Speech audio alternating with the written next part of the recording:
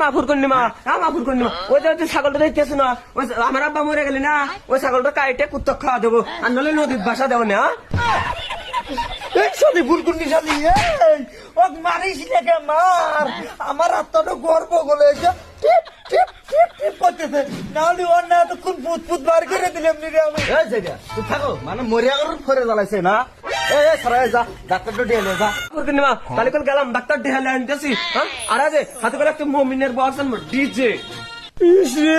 কুরকুটি শোনা তুমি আমাকে বইরে দাঁড়িয়ে দিলে